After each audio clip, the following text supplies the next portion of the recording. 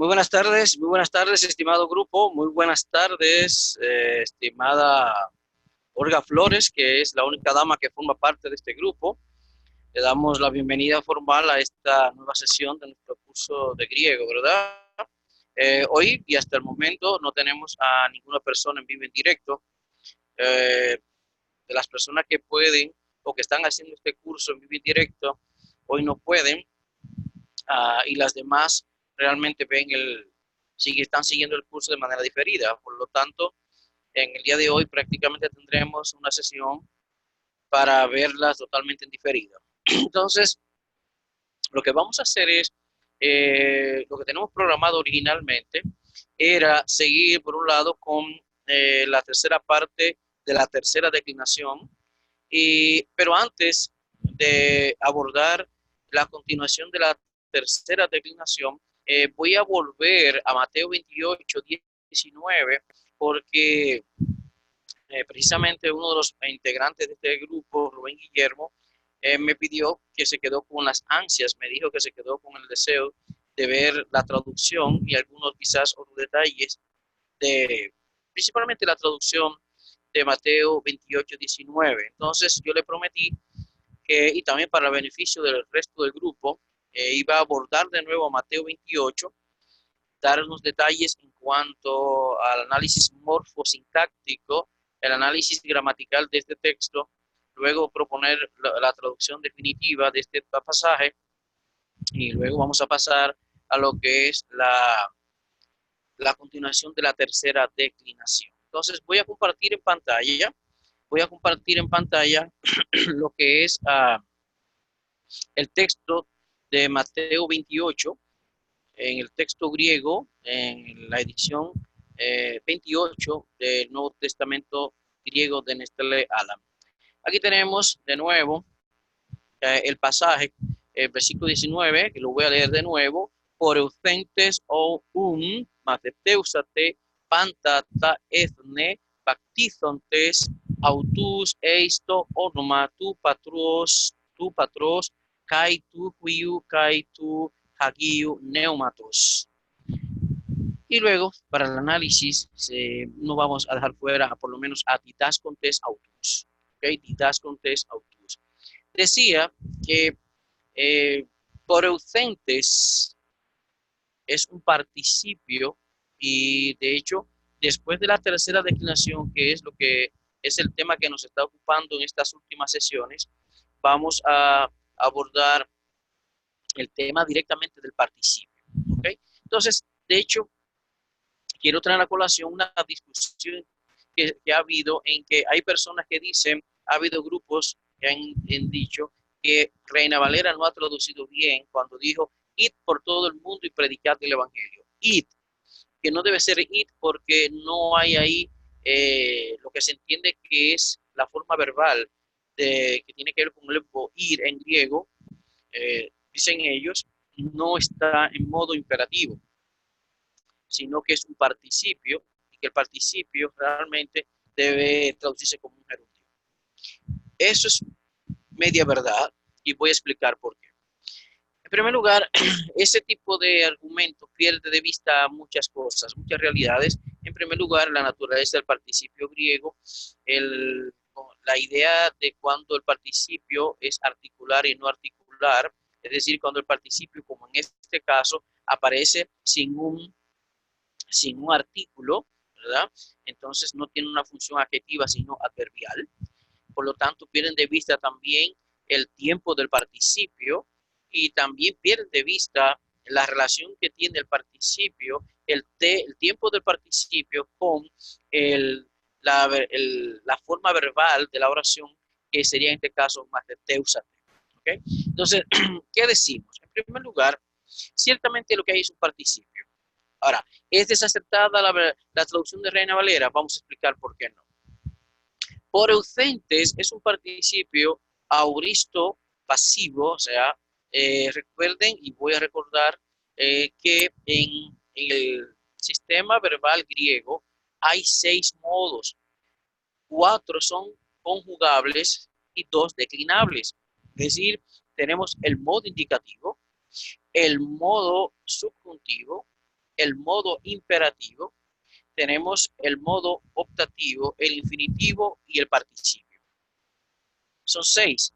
Ahora, de los 6, tenemos que explicar, bueno, será mejor irnos a nuestra gramática, a nuestra pizarra de griego, mejor así, para explicarlo mejor, pizarra de griego, ¿verdad?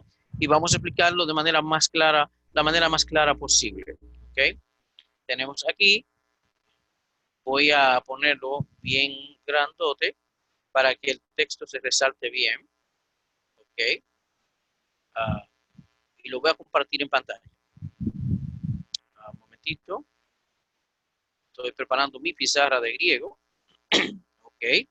Entonces, para explicar de manera lo más pedagógica posible lo que quiero dar a entender en esta sesión. ¿Okay? Entonces, voy a compartir la pizarra de griego y volver luego al texto después de este detalle. ¿Ok? Entonces, diremos que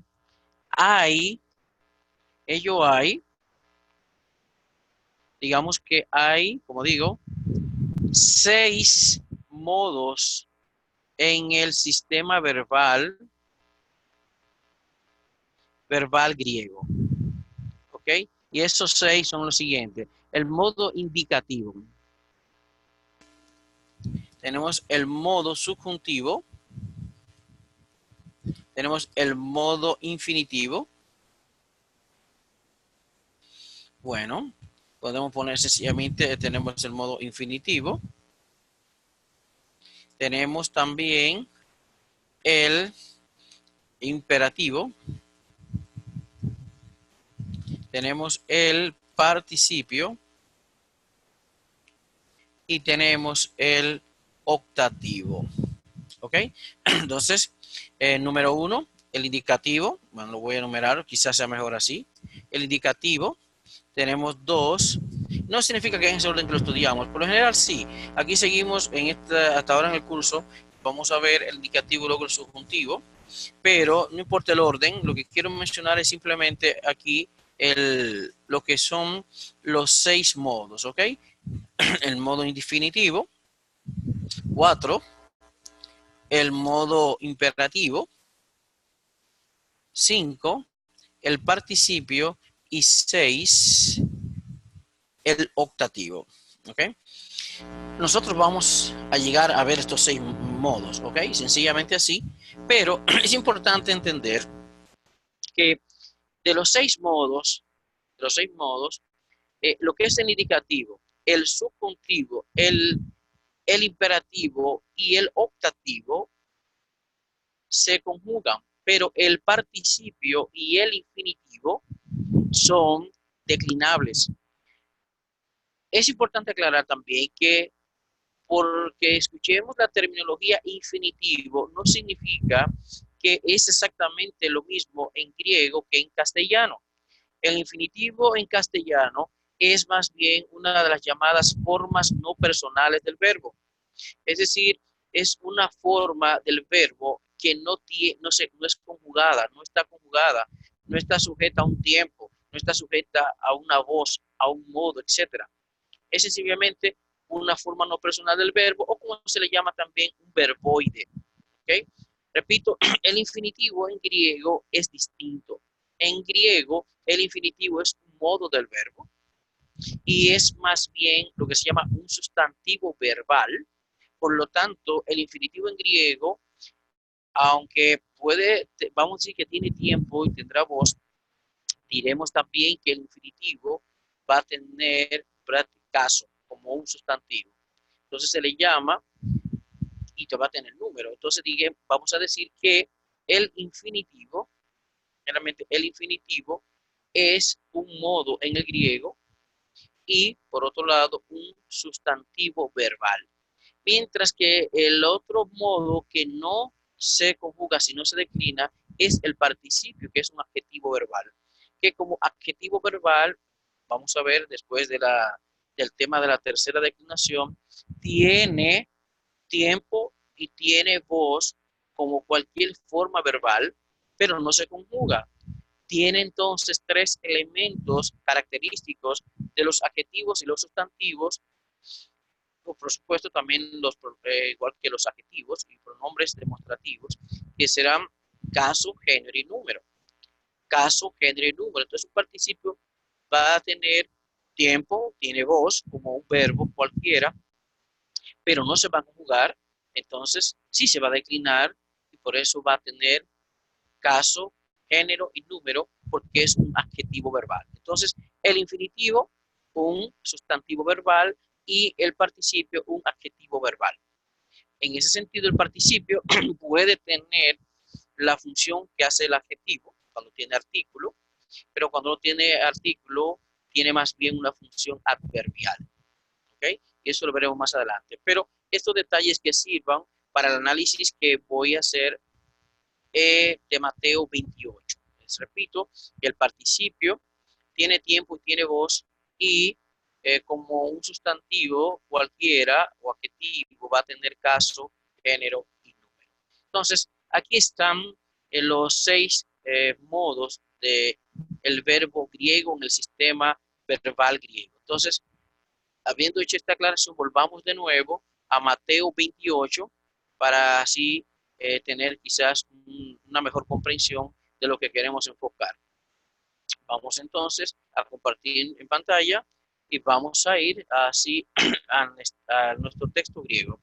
Entonces, por eucentes es un participio, ciertamente, como han dicho algunos. Lo que ellos no entienden es la relación del participio, del tiempo del participio, con el tiempo de la forma verbal principal de la oración. Entonces, por eucentes ciertamente es un participio auristo primero, voz pasiva, ahí está la teta característica de la voz pasiva del auristo, y entonces, como dije, como es un adjetivo verbal, tiene tiempo y tiene voz.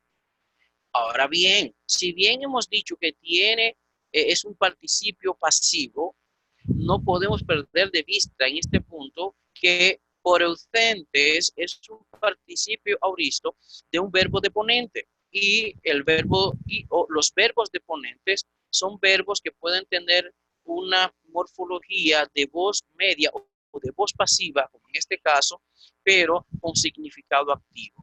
Por lo tanto, por eucentes, si bien es un participio auristo con morfología de voz pasiva, debe traducirse en voz activa porque es un participio de un verbo deponente.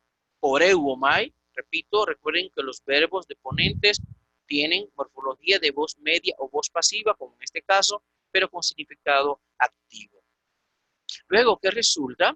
Esto es una especie de partícula adverbial. Entonces, así pues, o así que, entonces, maceteusate, maceteusate es una forma verbal, aquí ya no es un participio, que por el tema que vemos es auristo.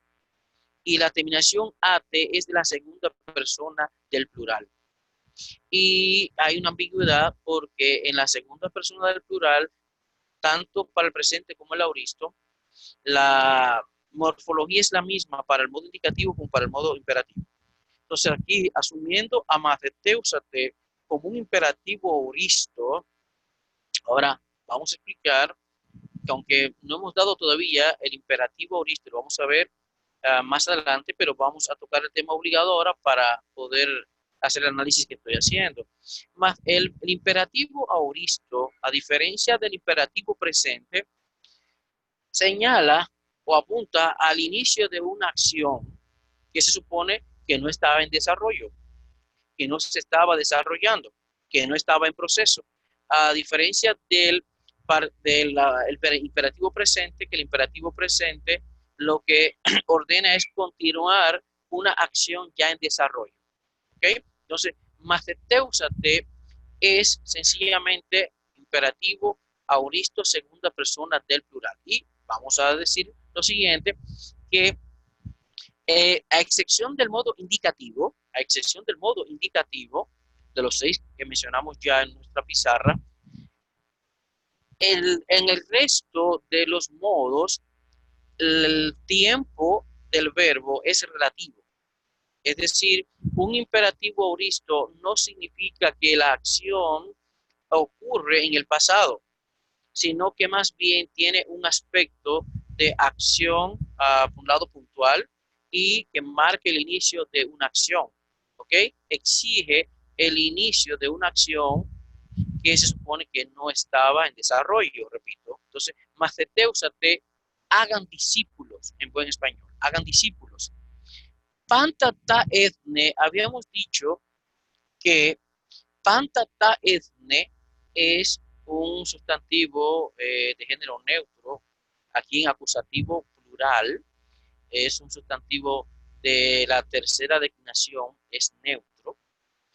Pero antes de seguir, vamos a explicar entonces la relación de porocentes con maceteusate. ¿Por qué decimos que la traducción de Reina Valera no es mala y es buena? Porque generalmente un participio en tiempo auristo en su relación, en su, digamos, interdependencia o en su relación intrínseca con la forma verbal de la oración, indica lo siguiente. Un participio presente, por lo general, indica que la acción del participio ocurre al mismo tiempo que la del verbo principal. Pero cuando el participio es aoristo, entonces resulta que la acción del participio ocurre antes que la del verbo principal. No importa el tiempo de la forma verbal, no importa. En este caso es aoristo y en modo imperativo. Y la del participio también es aoristo. Eso significa que la acción del participio por ausentes ocurre, se considera que se desarrolla antes que la del verbo maceteusate. Entonces, al observar que por ausentes es un participio que no tiene artículo, entonces no es un participio con el valor de adjetivo, es un participio con el valor de adverbio, digamos, un participio con valor adverbial. Entonces diríamos que entendiendo que este es un participio auristo y que la acción de ese participio ocurre antes que la de maceteusate, que es imperativo auristo, diríamos que la traducción sería, y recuerden que es del verbo por egomai, ir. Entonces, habiendo ido, después que han ido o como hayan ido, hagan discípulos. Repito, la traducción de este participio debe ser no en gerundio como han sugerido algunos. En este contexto y por el tipo de participio debe ser más bien traducido como habiendo ido, después que han ido, cuando hayan ido, hagan discípulos. Observen entonces cómo la acción del participio por ausentes ocurre antes que la del verbo principal. Van a ser discípulos, deben hacer discípulos después que hayan ido, cuando hayan ido e inmediatamente hayan ido. Por lo tanto, viendo esta dependencia que tiene la realización del verbo maceteusate del participio auristo por ausentes, entonces Valera tradujo bien. Si hay que hacer discípulos y hagan discípulos a todas las naciones, es obvio que la traducción debe comunicar que esta acción del participio ocurre antes. Por lo tanto, no es desacertada la traducción id y hacer discípulos. ¿Por qué no es desacertada? Porque comunica con precisión la idea del participio que auristo dice más bien habiendo ido, después que hayan ido o como hayan ido, entonces hagan discípulos. Entonces, ¿qué resulta? No podemos decir que la traducción de Reina Valera es desacertada. ¿Por qué? Porque la traducción id antes de hacer discípulos precisamente deja ver el hecho de que la acción del participio en la gramática griega, este participio auristo, va a ocurrir antes de hacer discípulos. Por lo tanto, la traducción de Reina Valera id y hacer discípulos es correcto. Id y hacer discípulos es una traducción correcta, aunque digo, insisto, la idea y la relación que tiene, la relación sintáctica entre poreutentes y matheteusate en una buena traducción comunica la idea de habiendo ido, después que hayan ido, como hayan ido, inmediatamente hayan ido, hagan discípulos. De hecho, hay otra vez, escuché una vez un comentario que decían que lo importante no es ir, sino hacer discípulos.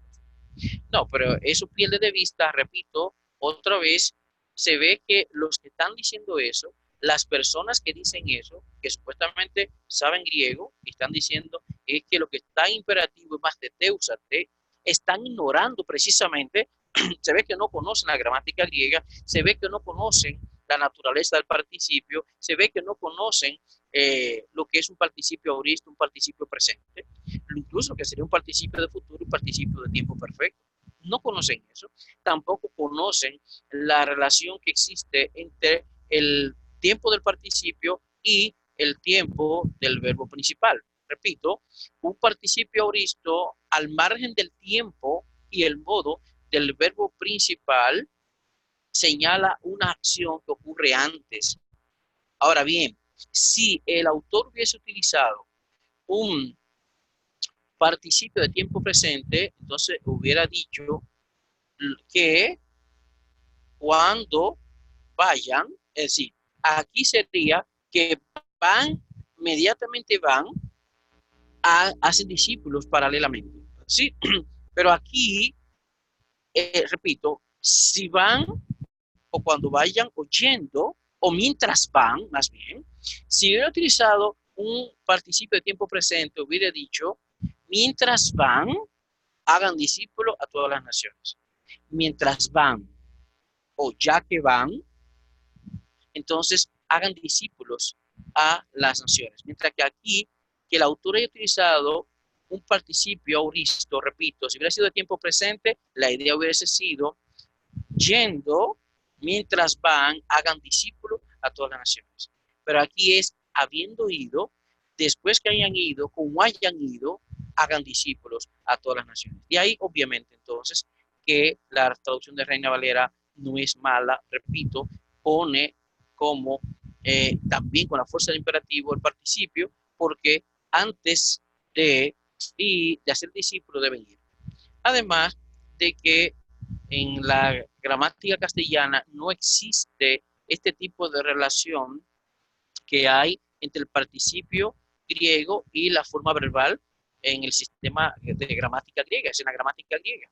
Entonces, lo que se supone es que el buen traductor debe tratar de comprender bien lo que comunica el texto griego, como dice el texto griego lo que dice, para entonces tratar de comunicarlo de la mejor manera en castellano.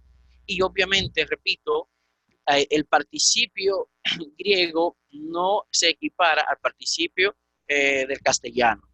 Y la relación que hay en la gramática griega entre la forma verbal de la oración y el participio no existe en castellano. Eso existe en griego.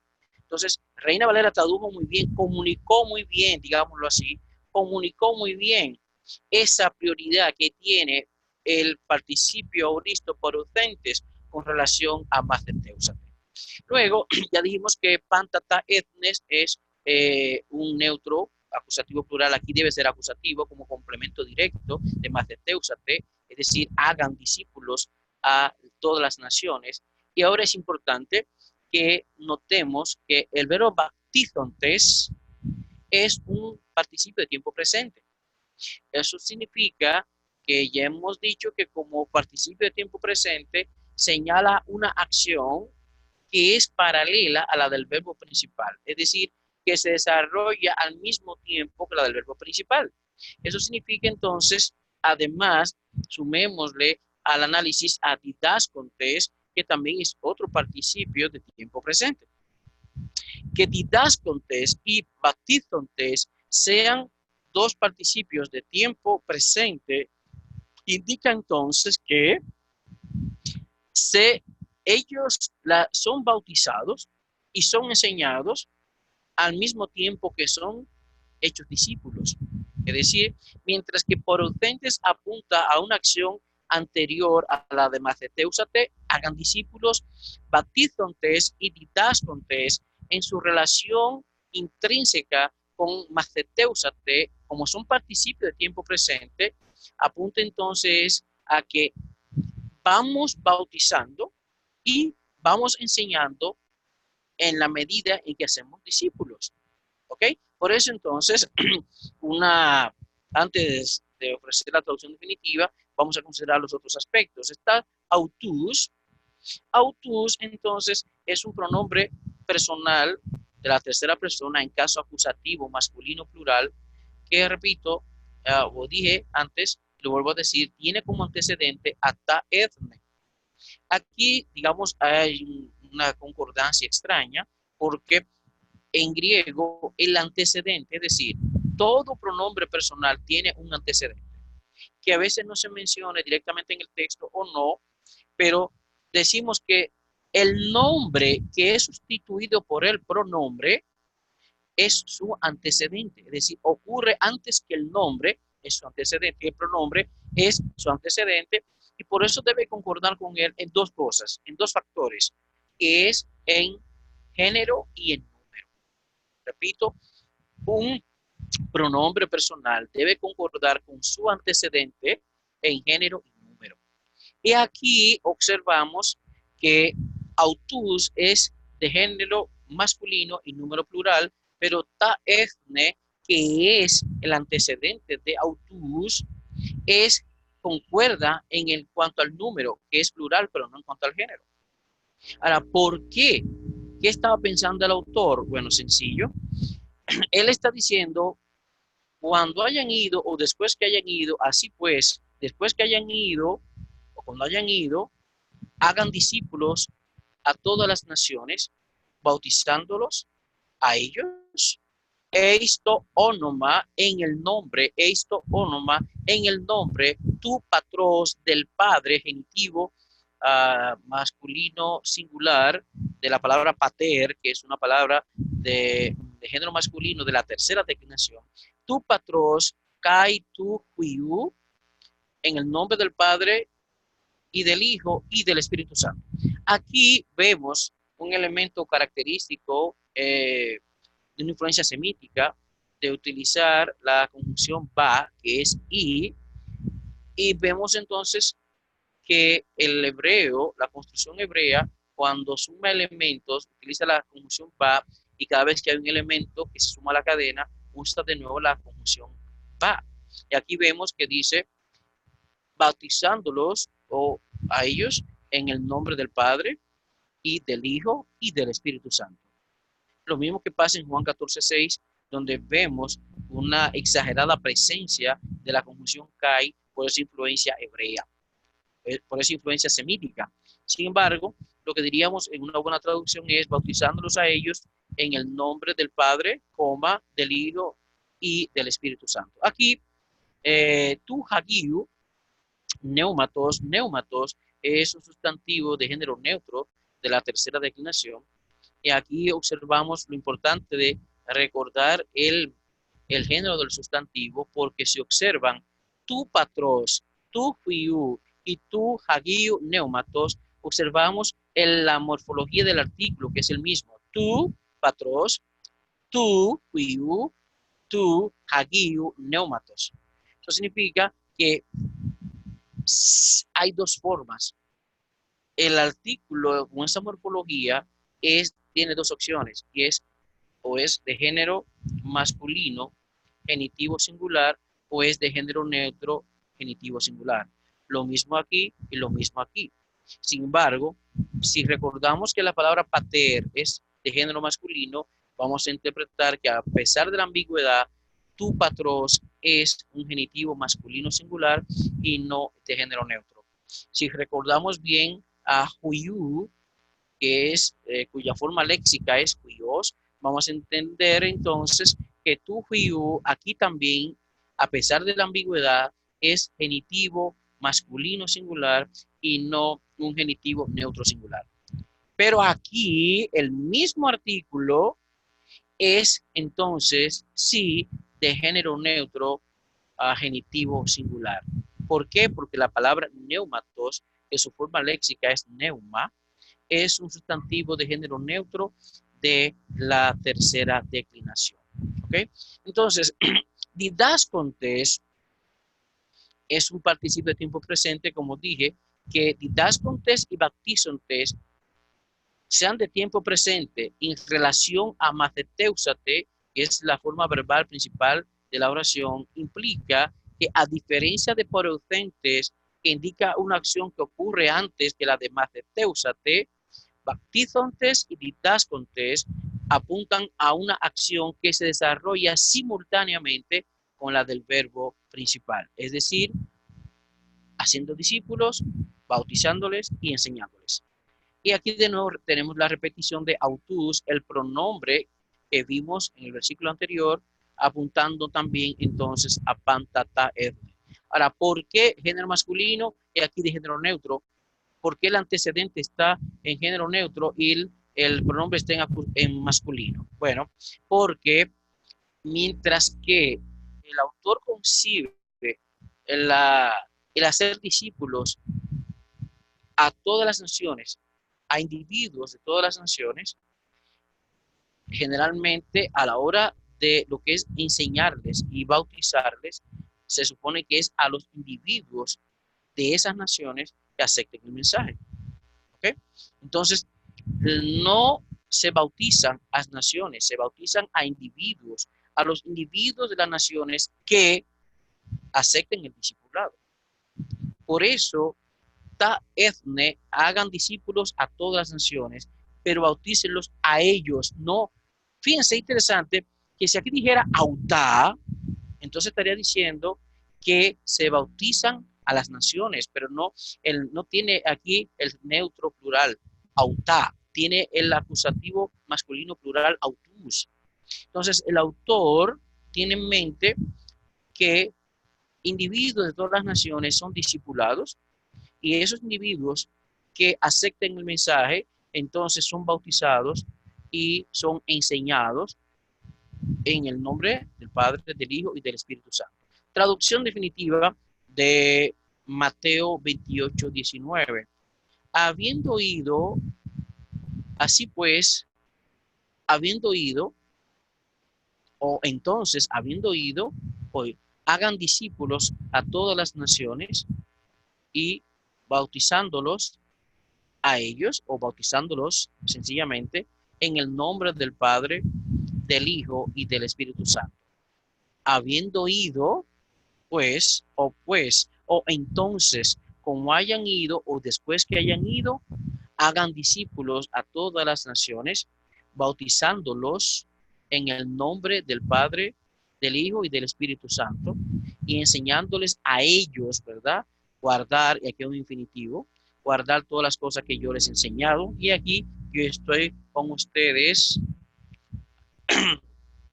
todos los días hasta el fin del mundo, o al fin del siglo, o al fin de la época. ¿Ok? Entonces, aquí tenemos entonces, es importante que hayamos entendido. Espero que con este análisis complementario hayamos suplido lo que faltó en el anterior. Repito, una traducción definitiva. Así pues, o así que, o entonces, después que hayan ido, como hayan ido, hagan discípulos a todas las naciones, bautizándolos en el nombre del Padre, del Hijo y del Espíritu Santo, y enseñándoles. Repito, por ausentes, una acción que ocurre antes que la de matheteusate, pero baptizontes y didascontes apuntan a una acción que ocurre simultánea a la del verbo matheteusate. Entonces es importante, por eso, que la persona que quiera expresarse con propiedad sobre el texto griego, pues que estudie griego. No veo cuál es el problema. Sin embargo, hay personas que no quieren esforzarse, no quieren pagar el precio, no solamente inversión de dinero para pagar el curso, comprar los libros, etcétera, sino también invertir tiempo, porque esto implica invertir tiempo, dedicarse y sacar tiempo y dejar otras cosas para involucrarse en el estudio del griego. Entonces, espero que con este análisis haya podido arrojar más luz a lo que es la exégesis de Mateo 28, 19. ¿Okay? Y obviamente lo que falta, que hay aquí en este texto que no hemos estudiado, por ejemplo, ya nosotros lo que no hemos estudiado todavía el participio, así que no hemos estudiado todavía, bueno, estamos en la tercera declinación, donde neumatos es de la tercera declinación, onoma es de la tercera declinación, patros es de la tercera declinación, ta ethne es de la tercera declinación. Por lo tanto, aquí lo único que hay de lo que hemos dado es tu, huiu y también hagiu. Pero y kai y después y eis. Después el resto de palabras y aspectos gramaticales de este texto no lo hemos estudiado todavía, lo hemos comenzado como la tercera declinación. ¿Ok? Repito, pero lo que es el participio, ya sea presente o visto, no lo hemos visto. Y aquí está terein, del verbo tereo, que es guardar, tampoco hemos dado el infinitivo. Hasta ahora hemos estudiado el modo indicativo y estamos ya casi estudiando el participio. Así que espero haber arrojado más luz y poner de relieve lo que son los elementos que tenemos que tomar en cuenta para un análisis morfosintáctico, para un análisis gramatical de un texto griego, un texto del Nuevo Testamento. Entonces, ahora vamos a pasar a la tercera parte de un material extra que hemos preparado para fortalecer el tema de la tercera declinación tal como aparece en el libro de texto. Así que vamos entonces a compartir en pantalla ese material extra y vámonos a comenzar. Comencemos por ahí. La tercera declinación, tercera parte, vamos a hablar ahora de los sustantivos contractos, temas en sigma. Hemos visto que los nombres o sustantivos de la segunda declinación tienen el nominativo singular terminado en omicron sigma. Les recuerdo a logos, curios, también está el adjetivo agathos, y así tenemos toda una serie de palabras que en la segunda declinación tiene en didáscalos, ¿verdad? Tienen la omicron sigma como parte de la forma léxica. También existen nombres de género neutros de la tercera declinación cuyo nominativo tiene la desinencia omicron sigma. Pero a diferencia de los sustantivos de la segunda declinación, no se trata de la desinencia, sino del tema del radical o tema radical. Vamos a ver la diferencia entre ambos. Los sustantivos o nombres de la segunda declinación con la terminación os, como logos, como curios, como nomos, como biblos, son de género masculino, aunque biblos, que mencioné, es de género femenino, y en menor medida femeninos. ¿Ok? Como ya dije, también tenemos a éremos, que es de género femenino. Pero los nombres de la tercera declinación con la misma terminación os son de género neutro. Observen. Mientras que en la forma léxica, os, en la segunda declinación, indica sustantivos de género masculino, con excepción de algunos femeninos, como éremos, que es desierto, también como biblos, que es libro. En la tercera declinación, los sustantivos que tienen en su forma léxica la terminación omicron sigma son de género neutro.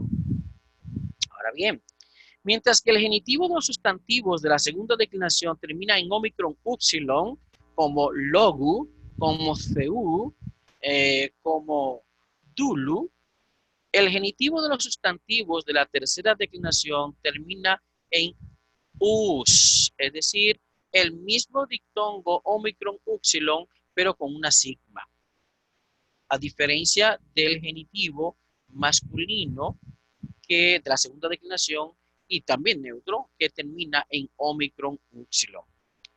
Además, mientras que en la segunda declinación, la terminación omicron sigma es la desinencia, en la tercera declinación pertenece al tema o radical, es decir, que es otra cosa.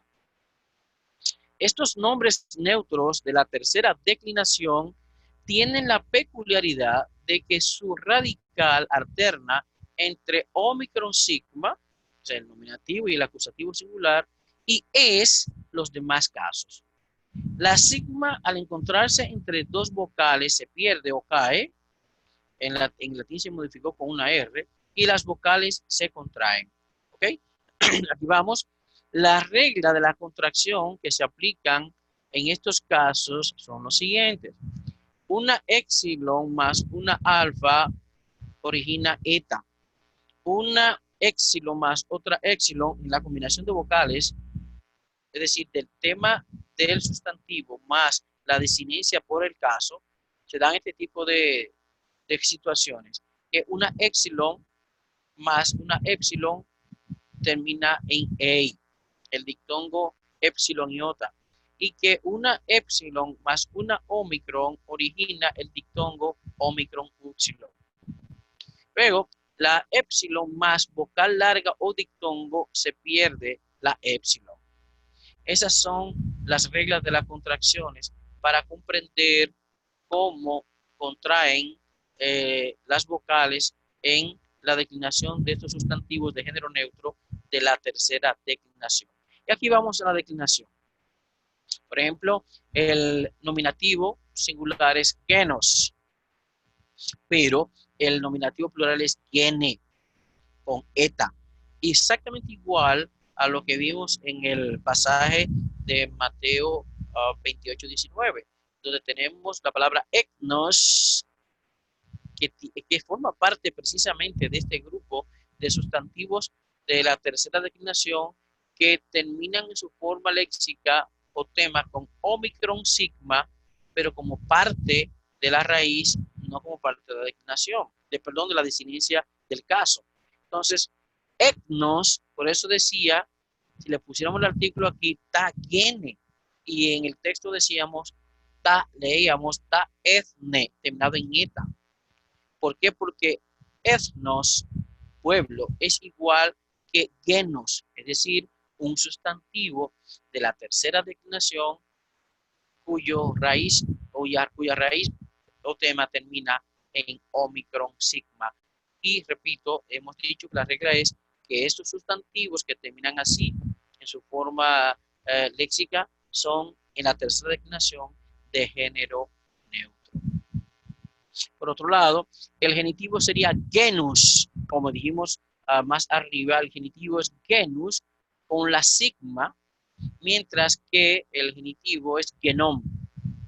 Genom. Aquí la terminación omega nu es característica del genitivo plural en cualquier género. Lo observamos en el género masculino, en el femenino y en el neutro, genom. El dativo singular es genei, pero el dativo plural sería génesis. Y aquí entre paréntesis colocamos la llamada nun eufónica.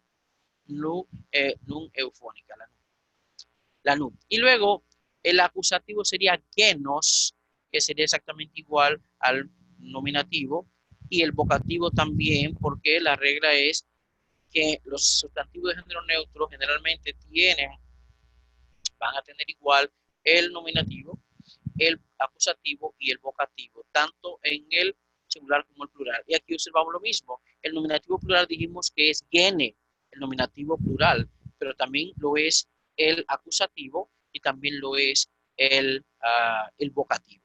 ¿Okay? Así que ahí tenemos entonces un modelo de cómo declinar estos sustantivos que terminan en omicron sigma. Y a continuación, precisamente, el sustantivo que vimos en el pasaje de Mateo 28. Tenemos aquí que ethnos es pueblo. Otros han traducido gentiles en sentido general, pero pueblos.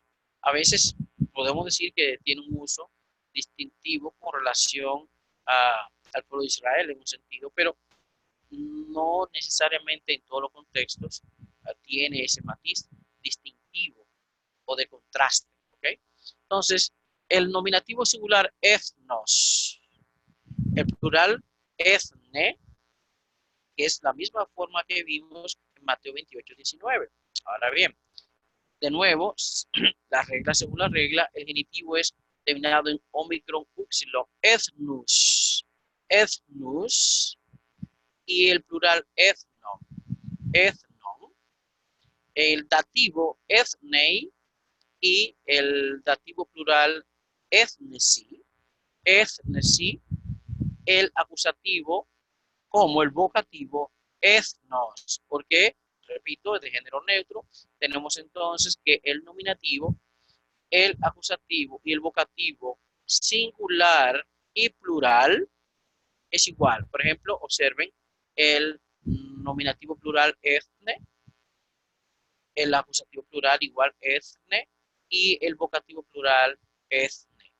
Así que ahí tenemos una declinación más de un sustantivo de la tercera declinación de género neutro y que uh, tiene en el tema o radical la misma terminación omicron sigma de la segunda declinación, solo que en este caso son sustantivos específicamente de género neutro, mientras que en la segunda declinación, además de que esta terminación es una desinencia, apunta también a sustantivos de género masculino, por lo general, algunos de género neutro e incluso algunos de género femenino de la segunda declinación.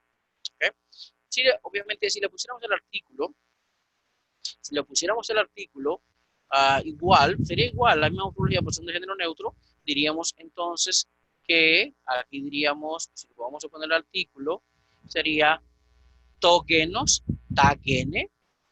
Si le ponemos el artículo, diríamos que tu genus, y aquí sería tongenon o tongenom. El dativo sería to genei, y aquí sería tois genesi.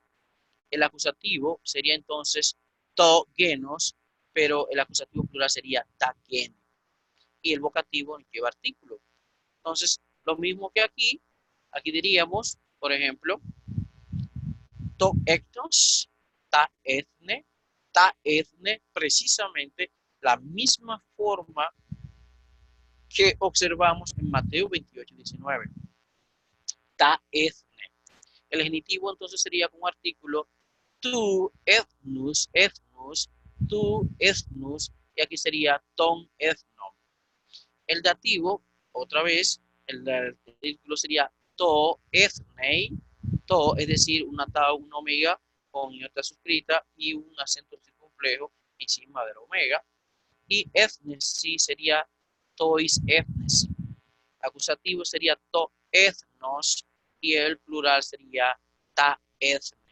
Y el vocativo nos lleva artículo. Recuerden que una vez que nos aprendemos la morfología del artículo en singular y plural en masculino, en singular y plural en el género neutro y singular y plural en el género femenino, ya tenemos el problema resuelto. ¿Por qué?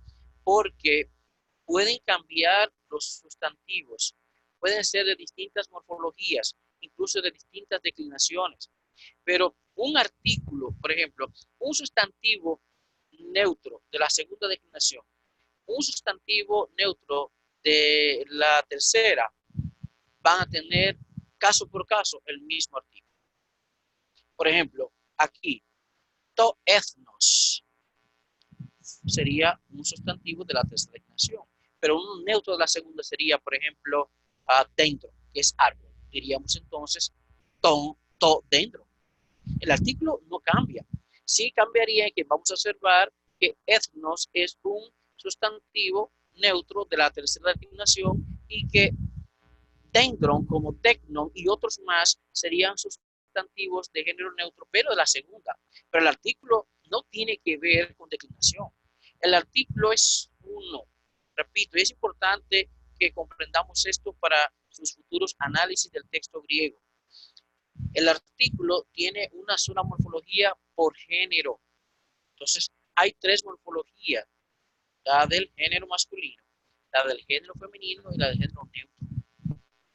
Y, obviamente, caso por caso, ¿verdad? Singular y plural. Lo que sí vamos a tener son tres declinaciones. La segunda, la primera y la tercera. Entonces, vamos a tener, digamos, a veces morfología un poquito extraña en cuanto al sustantivo, pero el artículo no cambia. El artículo es fijo, repito, una vez nos aprendemos la morfología del artículo por género, singular y plural, caso por caso, eso no cambia. Si tenemos un sustantivo femenino de la primera declinación, si tenemos un sustantivo femenino de la segunda declinación, y si tenemos un sustantivo femenino de la tercera declinación, en el mismo caso, los tres, el género y número, que ven, los tres van a tener el mismo artículo, la misma morfología del artículo. ¿Por qué? Porque lo que va a tener en común es el género y el número. Repito, un sustantivo femenino de la nominativo singular de la primera declinación, lo mismo, femenino singular nominativo de la segunda declinación, como un femenino de la tercera declinación, nominativo singular, ellos tres podrán tener diferencias, los sustantivos, pero el artículo como tal no cambia. El artículo va a tener una sola morfología. ¿Ok?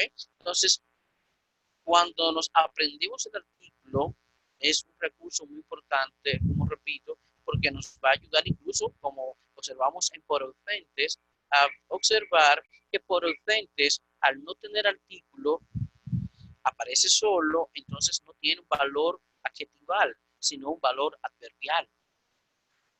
Entonces, y también que cuando observamos textos, palabras como patros, que todavía no lo hemos dado aquí, si bien la mencionamos, patros, esa forma del genitivo singular es rara, pero el artículo nos ayuda si conocemos bien la morfología del artículo. Vuelvo de nuevo aquí.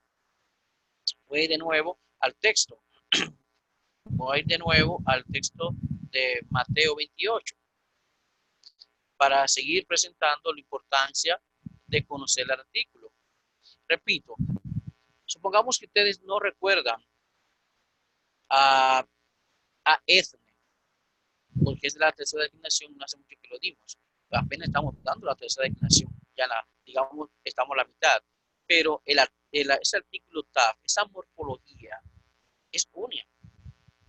Y esa morfología, al margen de que, no sé, digamos, ustedes no recuerden esta palabra, ta, por la morfología del artículo, yo sé que ethne es nominativo o acusativo plural neutro. ¿Por qué? Porque esta morfología del artículo es específicamente de género neutro, nominativo o acusativo plural. No hay opción, no hay vuelta.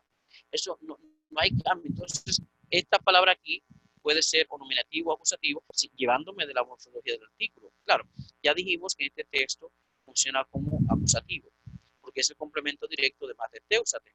Pero aquí lo mismo, supongamos que ustedes no recuerdan la palabra patros, pero por el artículo, si conocen bien la morfología del artículo, ustedes dirán, bueno, hay un asunto aquí. No recuerdo mucho patros, pero la morfología del artículo no cambia. Esa morfología tiene dos opciones nada más. O es de genitivo de género neutro y es singular, o es de género masculino, sigue siendo genitivo y es singular. O sea, lo que cambiaría sería el género.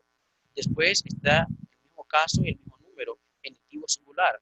Lo que variaría es el género, dependiendo si la palabra que está es de género masculino o de género neutro.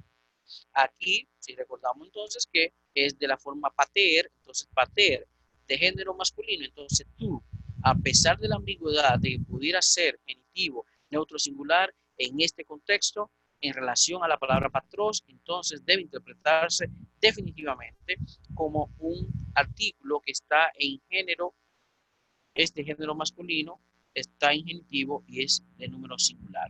Lo mismo con tu huiu. Tu huiu es más familiar, ¿verdad? Yo sé que sí, por la práctica, pero tú, volvemos a aquí, huiu. Si no recordamos de qué género es huiu, tenemos dos opciones nada más según el artículo. O es, repito, genitivo masculino singular, o es genitivo neutro singular. Ahora, recordar que la palabra huios es la forma léxica de you, entonces definitivamente diremos que tú, you, es genitivo masculino singular.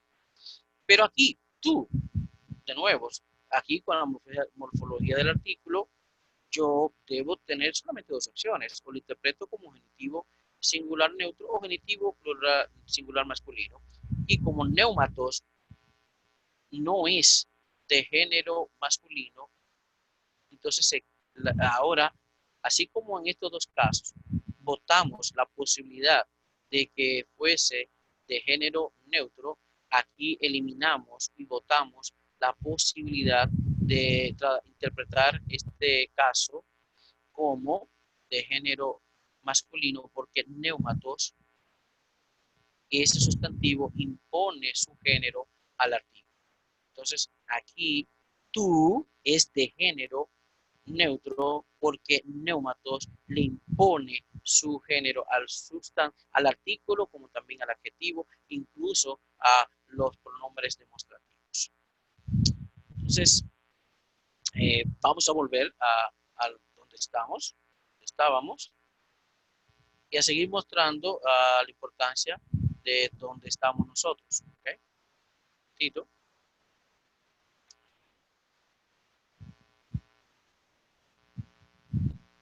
Vamos a seguir aquí.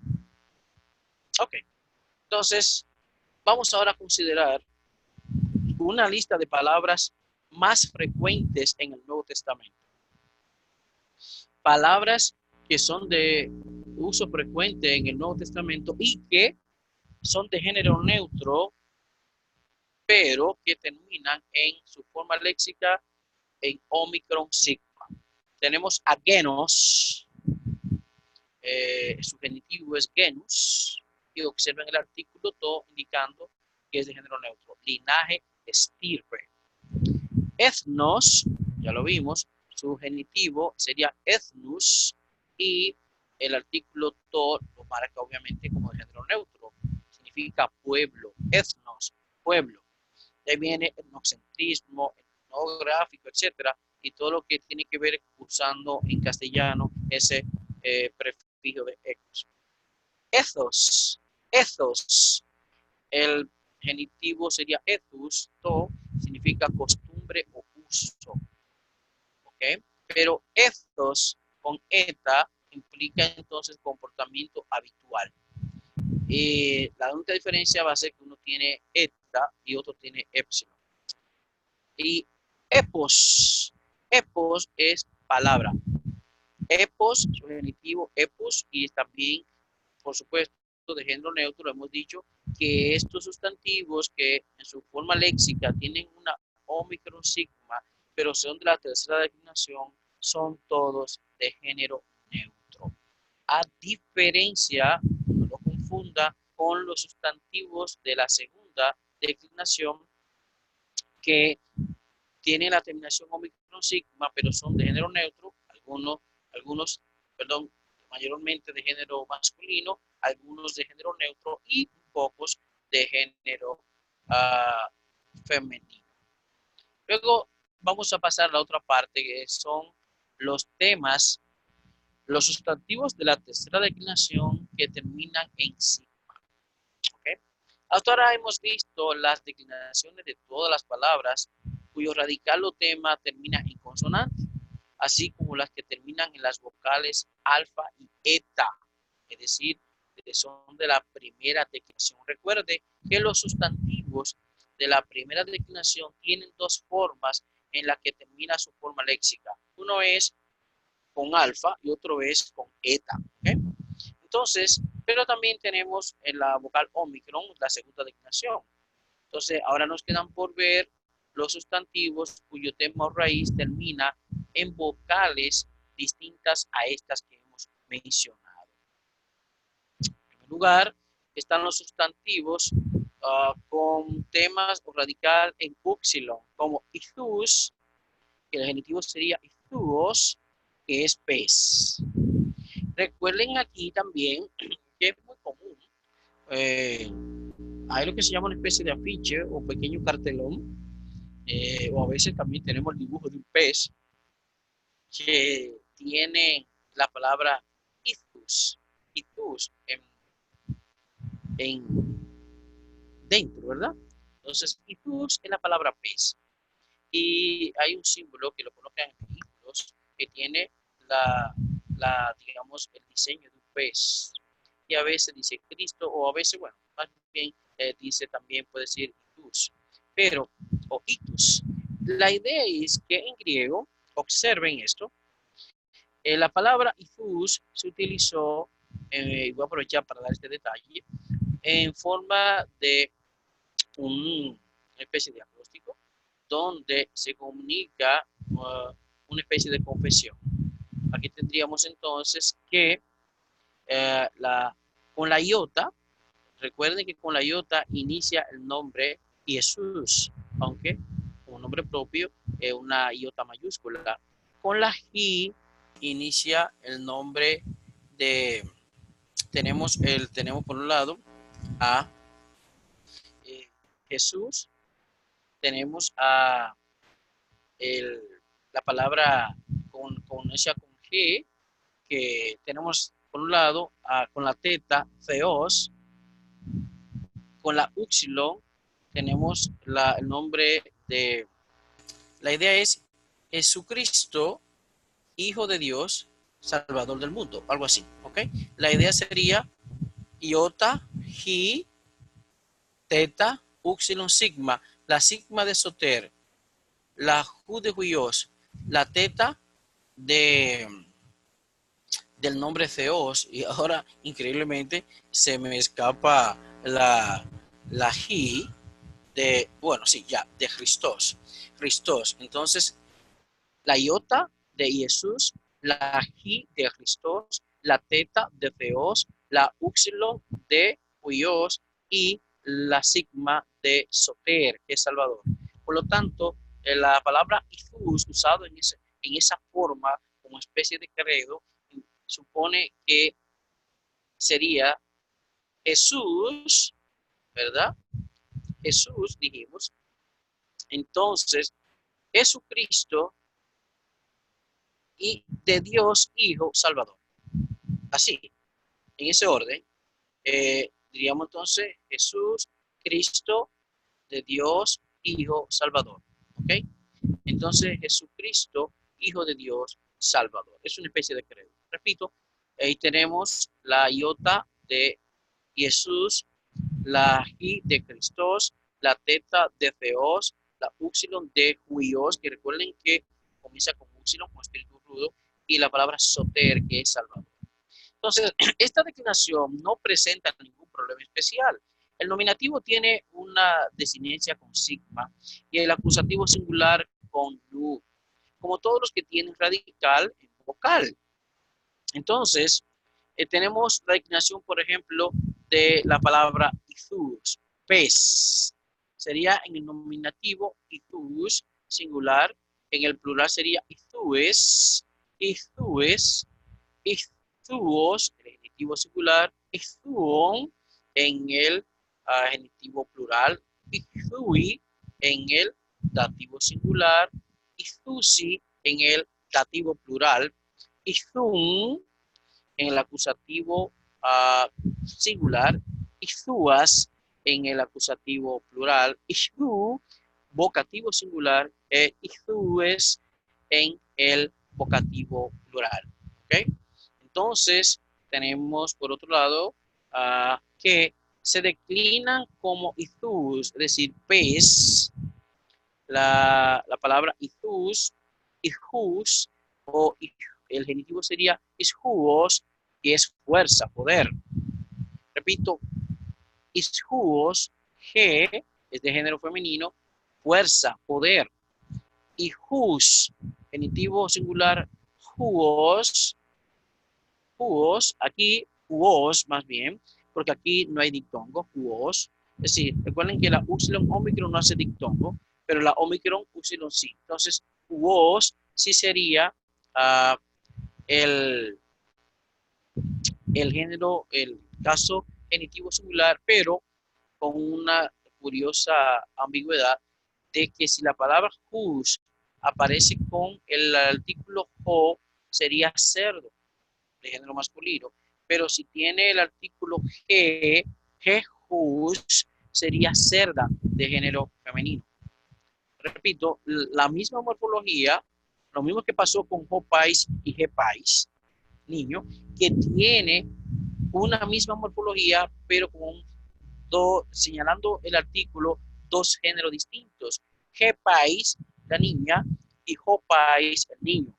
El artículo ahí que marca porque la morfología es exactamente la misma. Tenemos botrus, que sería botruos, que es racimo de uva, de género masculino, y ofrus, o fruos, genitivo, que cima o cumbre de género femenino. ¿Okay? Entonces, tenemos entonces que pez es de género masculino. Sin embargo, observemos cómo estos sustantivos isjus de género femenino, isjuos de género masculino y femenino, botrus de género masculino y ofrus de género femenino se declinan tal cual se declina la palabra isjus, que es pez. Por otro lado, en segundo lugar, los sustantivos con tema o radical terminado en iota, epsilon, upsilon, epsilon o epsilon, upsilon. Estos temas tienen entre sí mucha semejanza en su declinación. Vamos ahora a declinar como modelo sustantivos con el radical y epsilon. Tenemos polis. Recuerden en la tercera declinación, el nominativo, que es la forma léxica, no es la que marca el tema, es el nominativo, ¿ok? Es el nominativo, perdón, del genitivo. Después del genitivo es entonces donde podemos observar cuál es el tema que se mantiene en toda la declinación de la palabra. Repito, en la tercera declinación, a diferencia de la primera y de la segunda, no es el caso nominativo masculino singular el que establece, digamos, el tema de la palabra que se mantiene en toda la declinación. En la tercera declinación es el genitivo. Observen, polis. Polis es el nominativo singular. El genitivo singular sería poleos. Observen, se pierde la iota, aparece la epsilon, y a partir de ahí se queda la epsilon, exceptuando obviamente el acusativo y el vocativo. Decimos entonces polis, poleos, polei, poli, poli, en el plural, poleis, poleon, polosi, poleis, poleis.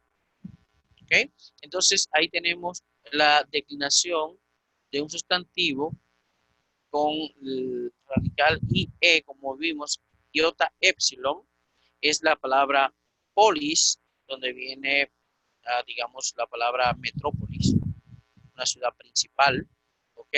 Donde viene luego también la palabra política, lo relativo a la polis, a la ciudad.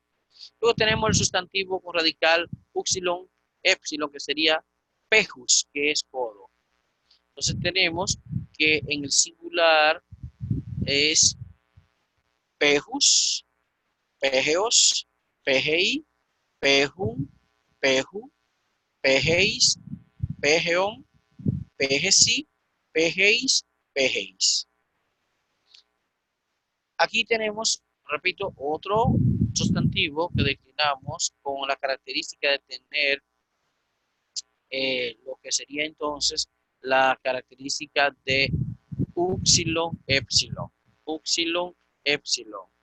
La anterior era iota epsilon porque el nominativo tenía una iota polis y a partir del genitivo parecía la epsilon. Ahora es upsilon epsilon porque la forma léxica tiene una upsilon en el nominativo, pero a partir del tema de la declinación, que es el genitivo, aparece entonces la epsilon. Por eso decimos sustantivo como el tema o radical upsilon, epsilon y la anterior iota, epsilon. Por otro lado, vamos a declinar sustantivos con epsilon, upsilon.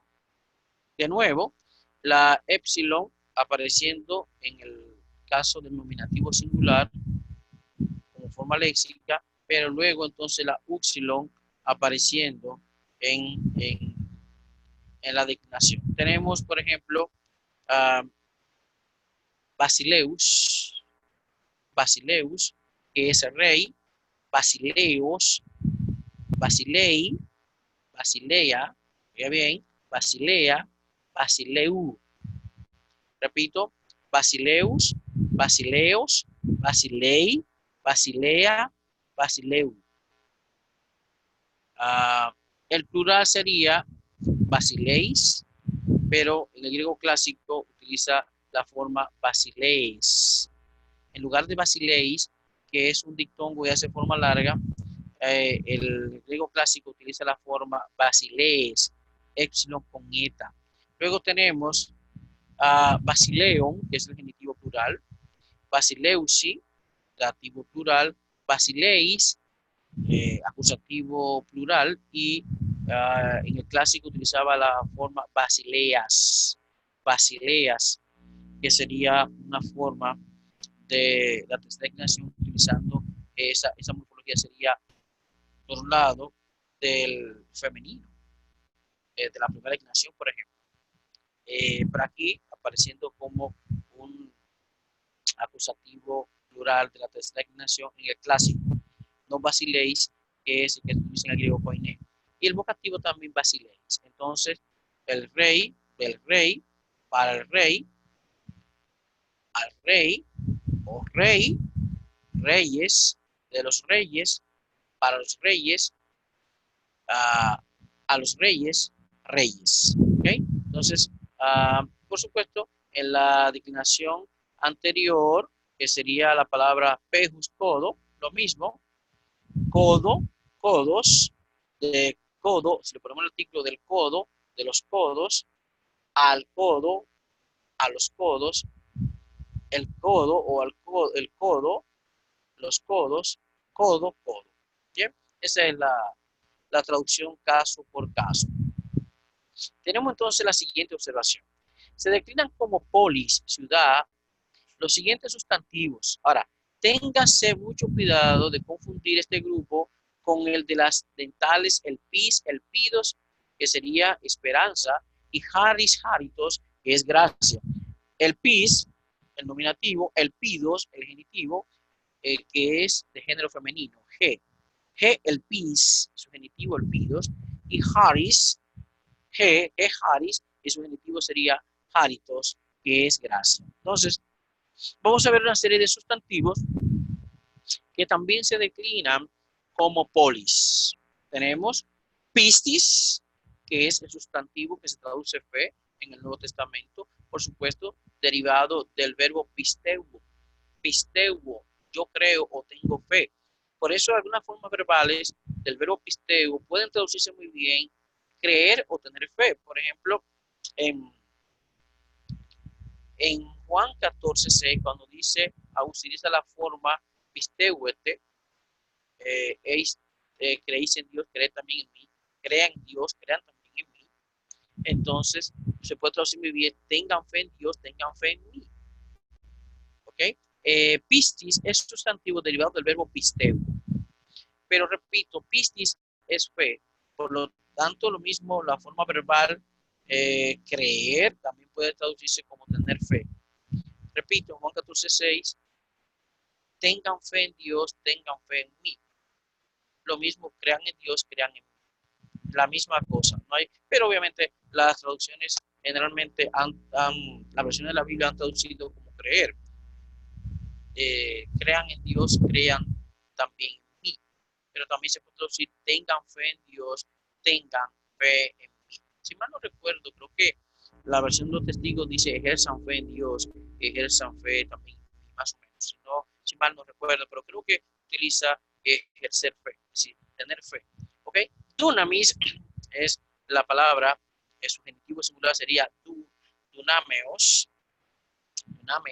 que aquí será pisteos, dunameos, fuerza, poder, aparece en el famoso pasaje de que Hechos 1:8 recibiréis poder, capacidad de hacer cosas, maravillas, portentos, etc. Bien, Génesis es nacimiento.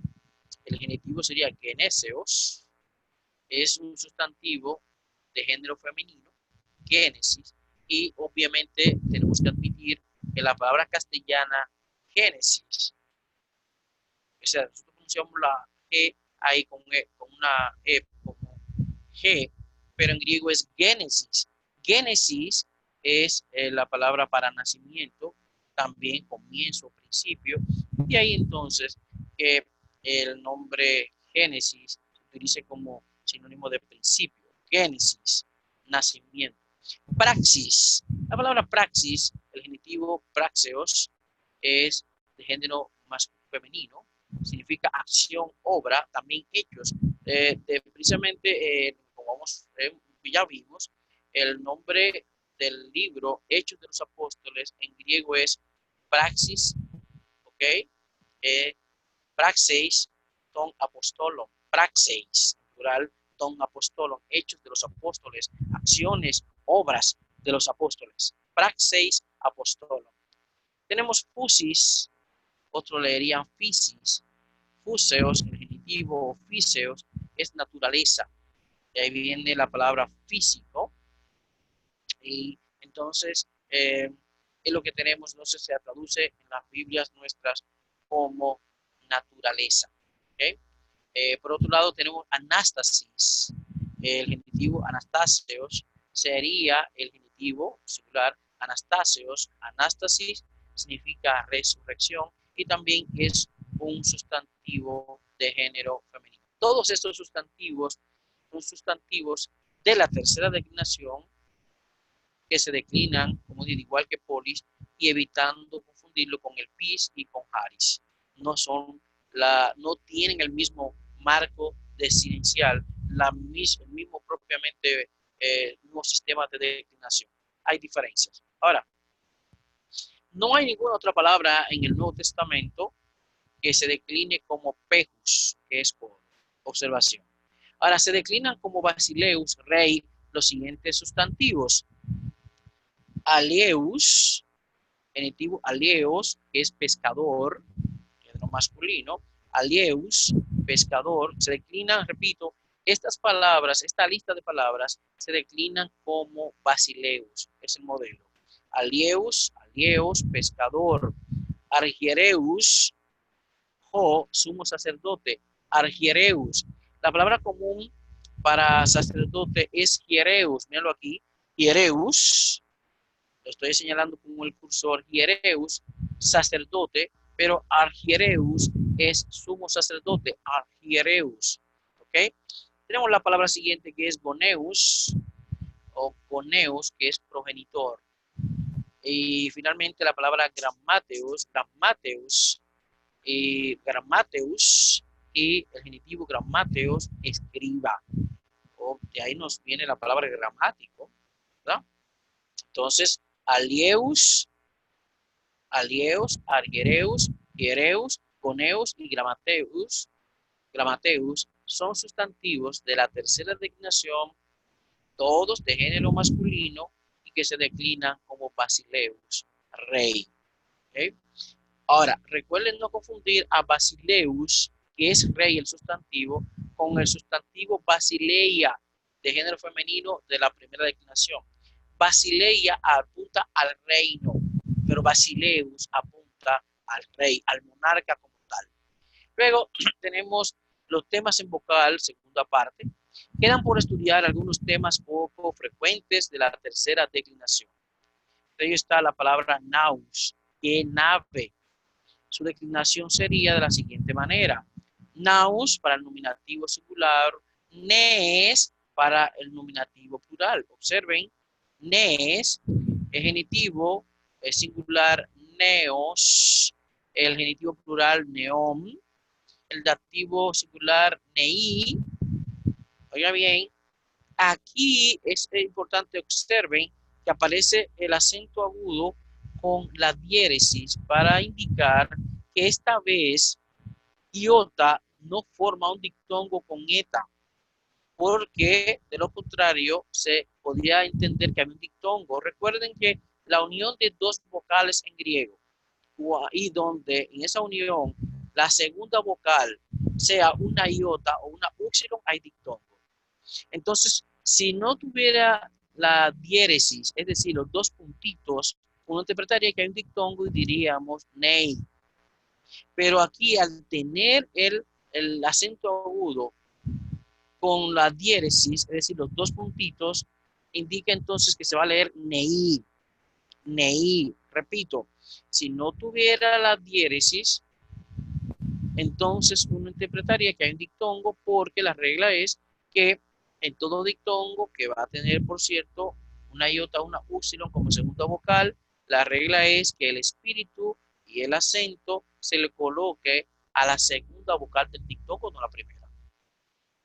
Y aquí, repito, si no aparece la diéresis, entonces uno diría, bueno, pues un dictongo, vamos a leerlo nei, y ya entendemos las razones por qué el acento lo tiene la iota.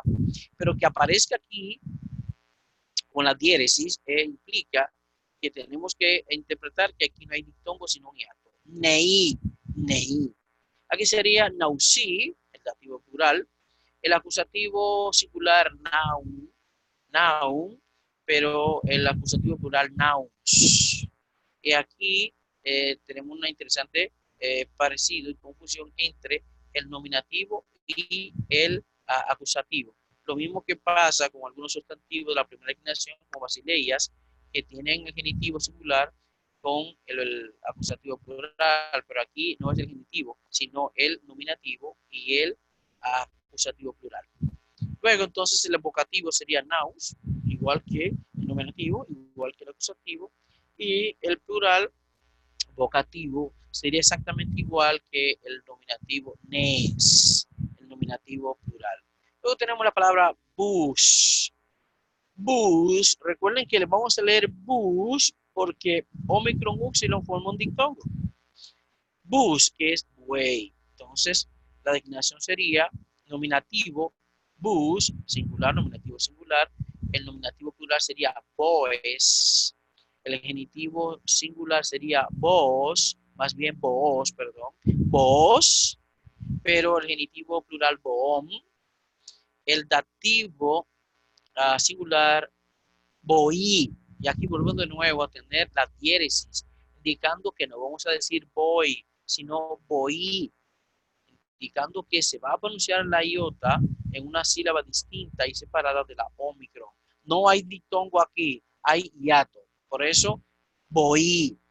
El dativo plural sería busí, el acusativo boom, el acusativo plural boas, el vocativo singular bus y el vocativo plural boes, igual exactamente que el nominativo plural. Deben recordar que estos son modelos de declinación, ¿ok? Por lo tanto, ustedes van a tener este material extra, con ustedes lo voy a enviar, pero que ustedes van a tener esto de guía para cuando se encuentren estos casos que no son demasiado abundantes, pero que sí aparecen en el Nuevo Testamento y que son de la tercera declinación. Vamos entonces ya en la parte final, donde tenemos a peizó, que sería elocuencia. El nominativo sería peizó, el genitivo peizus, el dativo sería peizoi, el acusativo sería peizó, el vocativo peizoi y tenemos sería elocuencia. Tenemos aidos, pudor, singular, aidos, genitivo aidus, el dativo aidoi, aidoi, el acusativo aidó y el vocativo aidó. ¿Ok? Ahora, hay algunos nombres de género neutro que tienen el caso genitivo singular con la terminación atos y el resto de la declinación es regular, pero su nominativo puede adquirir formas diversas. Por ejemplo, tocón, gónatos, sería el genitivo, rodilla, tofrear o freatos, genitivo, sería pozo, o judor o hidor, y el genitivo sería judatos, que es agua. Entonces vamos a declinar a judor. Otro dice hidor. Entonces judor, nominativo singular, judata, el nominativo plural. Judatos, el genitivo singular, y judaton, el genitivo plural. el dativo singular judati, pero el dativo plural judasi. Finalmente, acusativo judor, pero el acusativo plural judata, el vocativo judor, el vocativo plural judata. De aquí viene la palabra hidro, lo que tiene que ver con agua. ¿Okay? Lo vemos así en el castellano. Entonces, en este resumen de la parte final de la tercera declinación, hemos tratado de fortalecer unos aspectos donde el libro de texto se quedó un poquito corto. Entonces, con el afán y el objetivo nuestro de salir lo mejor preparados en cada tema que hemos estudiado de la gramática griega, hicimos este aparte para ofrecer un material extra, como lo hemos hecho en otros, con tal de que ustedes salgan de manera adecuada y bien preparada en cada aspecto que manejemos de la gramática griega. Ahora bien, después entonces de nosotros observar eh, este material extra, quiero terminar la sesión de hoy uh, planteando ahora lo que será la tarea que quiero dejar hecha. Fíjense, la lección 17, este libro de texto dedicó una sola lección al tema de la tercera declinación. Nosotros dedicamos 3 sesiones aparte de lo que dice el libro, lo que tiene como libro de texto, nuestro libro de texto.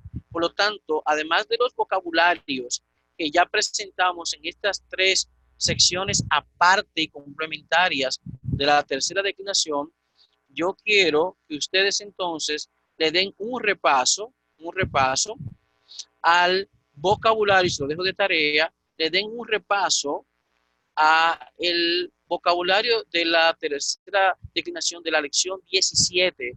Ahí lo tenemos en pantalla. Pues quiere que ustedes me den un repaso a este vocabulario del paradigma 210 y después de revisar los 3 materiales que ya los que faltan se lo voy a enviar por correo electrónico, le envié primero, creo que me faltan 2, el del martes pasado y este se lo voy a enviar juntos para que lo tengan listo para que el próximo martes ustedes estén mejor preparados. Entonces, deben considerar el vocabulario de la lección 17, que sería el paradigma 210, y después de considerar los 3 materiales extra que les he dado y el vocabulario del paradigma 210, entonces les voy a pedir que por favor traten de hacer algunos ejercicios, ojalá puedan ser lo más que puedan, porque la sesión del próximo martes, la próxima sesión, será dedicada específicamente a revisar los ejercicios del paradigma 224. Tenemos 3 sesiones sin revisar ejercicios, porque lo que quería era introducir de manera detallada la tercera declinación. Ya en la primera presentación consideramos el vocabulario del paradigma 210. Ahora vuelvo y les recalco que por favor lean y traten de dominar ese vocabulario del paradigma 210. Revisar, obviamente más revisar la grabación y pueden dar una leída de nuevo a los 3 materiales extras que les he compartido de la tercera declinación para luego comenzar a hacer los ejercicios del paradigma 224.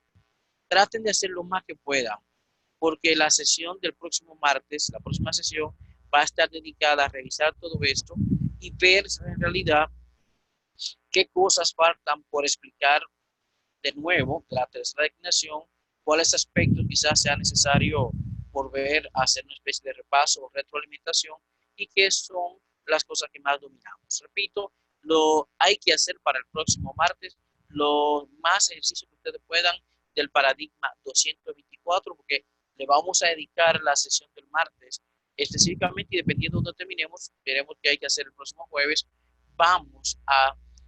No podemos pasar a otro tema sin asegurarnos que este tema de la tercera declinación lo han comprendido bien. Por lo tanto, traten de hacer los ejercicios, cualquier dificultad que se les presente, por favor, de ponerme al tanto y les voy a ayudar vía WhatsApp a tiempo, pero el próximo martes, con Dios delante, esperamos que ustedes hagan y vengan listos para presentar su traducción de los mayores ejercicios posibles del paradigma 224.